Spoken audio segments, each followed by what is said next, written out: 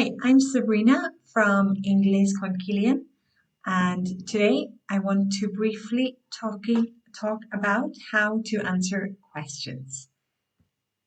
So the first one we have here is I hope so. You don't say I hope yes or I hope that yes. You say I hope so. So are you going to the beach later? I hope so. I hope not is a negative. You don't say I hope that no. You say I hope not. Is it going to rain later? I hope not. I think so. I think not. You can also say, I don't think so.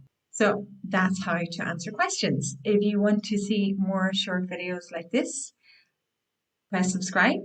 And if you look down below, there is a link to download a free ebook to help you make a plan to improve your English. Thank you.